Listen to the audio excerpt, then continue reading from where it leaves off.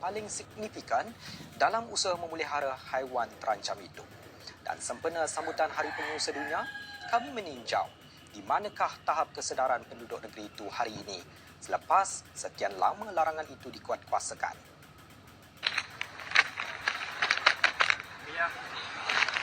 Jika sebelum ini telur penyu dijual secara terbuka di pasar-pasar kedai payang Kuala Terengganu ini.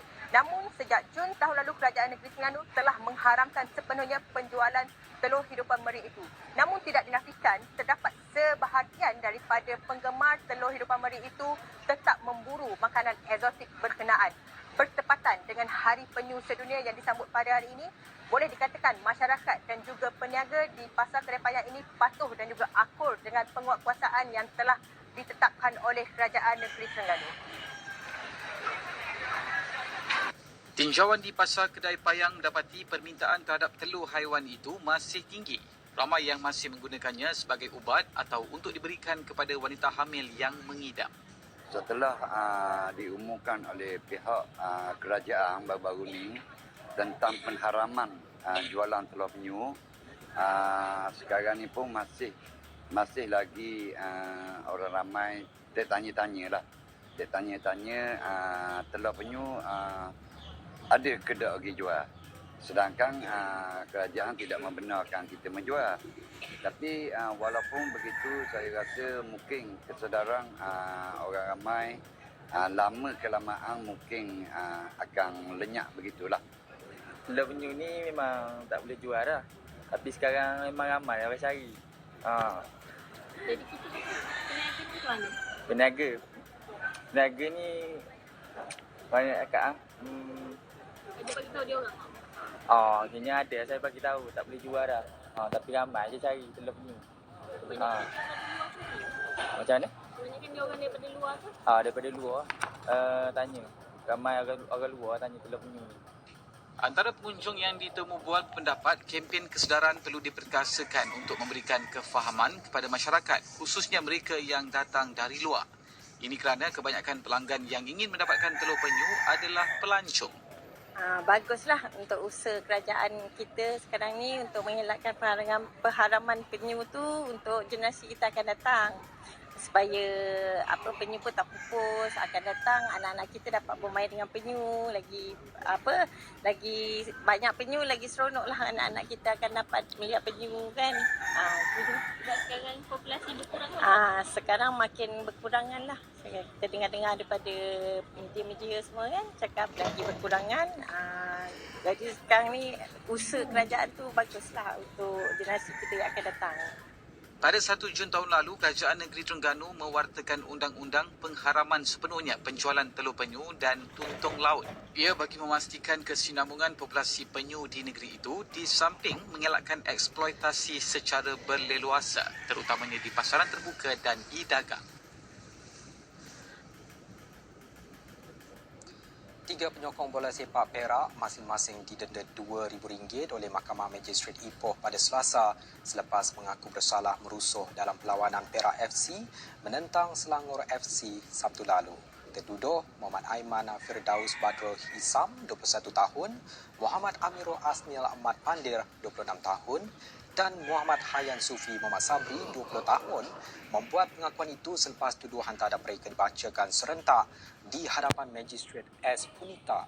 Ketiga-tiga mereka bersama seorang remaja bawah umur didakwa melakukan kesalahan merusuh di Stadium Perak sekitar jam 9.17 malam. Mahkamah turut menetapkan hukuman penjara 3 bulan jika gagal membayar denda. Sementara itu, pendengaran semula kes remaja bawah umur ditetapkan 28 Jun depan sementara menunggu laporan akhlak. Mahkamah menetapkan dia dijamin RM1,500 dengan seorang penjamin sama ada ibu, bapa atau penjaga remaja berkenaan.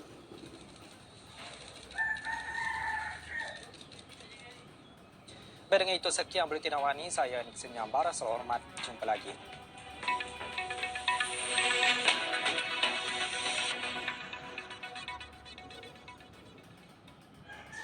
Apa kesannya jika cadangan ini diterima pakai oleh pihak kerajaan? 60 tahun tu masih lagi relevan dan masih tidak ada isu-isu yang perlu dibincangkan. Memang disengajakan dengan alasan-alasan yang tidak munasabah. Satu perencanaan usaha ada dalam kerangka mereka itu. Ya. Bagaimana kita melihat dalam konteks undang-undang? Lembaga pengampunan sentiasa wujud.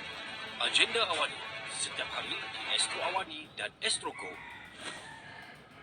Apa jajahan? Mega Satu tanda.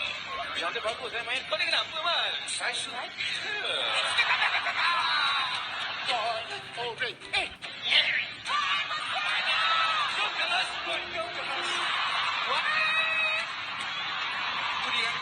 Ayahanda saya. Mega Spontan di Astro Warna dan Astro Go. Aku memang suka sama Aina. Stream di box Astro baru. Sejak pandangan pertama saya sudah jatuh cinta dengan Aina. Aina itu bukan jodohmu, Fi. Ya Allah, jika memang Aina bukan jodohku. Ya Allah, berikan jalan terbaik menurutmu untukku, ya Allah. Naik taraf ke box Astro baru dan nikmati view premium secara percuma dengan kami. I wonder what you make of all this, Dr. Rahima. It is time for us to stop linking the suggestions for penalties. Politicians are the most guilty of doing this. It's unfair to a certain extent to just say that politicians are the most guilty. I mean, they are guilty, I'm not denying. I'm curious to know what was the hypothesis that you wanted to test. If people were left in waters area, would they be better off, or should the government intervene and provide formal housing?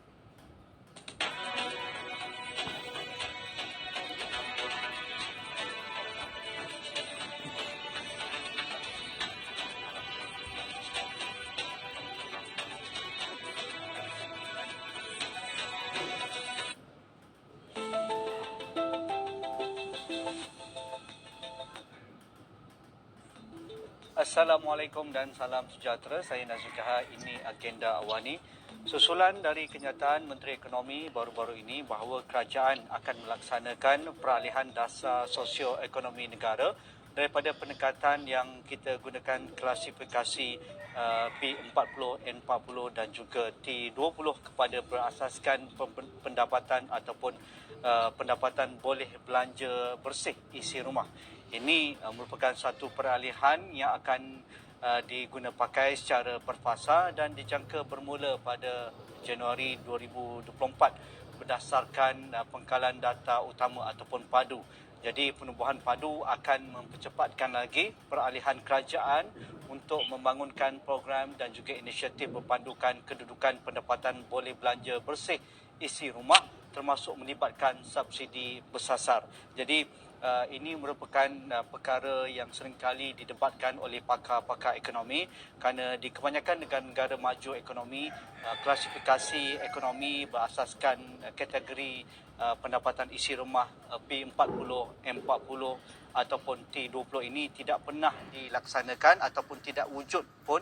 Kalau ada pun mereka hanya akan menumpukan bagi kelompok yang termiskin di bawah paras kemiskinan dan bagi kategori di atas paras kemiskinan mereka akan menumpukan bantuan-bantuan yang sesuai yang boleh diberikan oleh pihak kerajaan untuk menambah pendapatan bersih isi rumah. Jadi adakah ini satu langkah yang ditunggu-tunggu yang sebenarnya mampu dilaksanakan oleh kerajaan tetapi mungkin data ataupun pengkalan data yang ada pada kerajaan pada sebelum ini mungkin berselerak di kebanyakan ataupun ada di banyak sekali agensi ataupun kementerian yang memberi tumpuan kepada pemberian bantuan kerajaan kepada rakyat. Jadi dengan adanya padu ini mungkin ia bagai satu langkah yang paling tepat kerana dengan data yang tepat inilah kerajaan akan memberikan tumpuan kepada pendapatan belanja isi rumah mengikut isi rumah masing-masing dan isu berkaitan dengan subsidi bersasar itu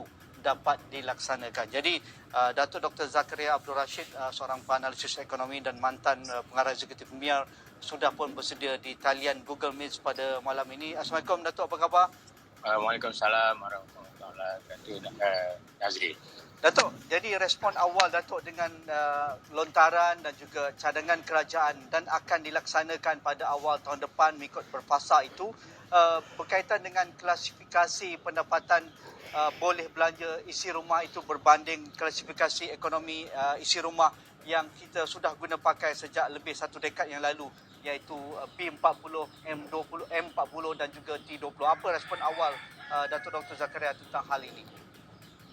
Saya rasa bahawa klasifikasi yang berasaskan pendapatan boleh belanja itu adalah lebih baik lagi daripada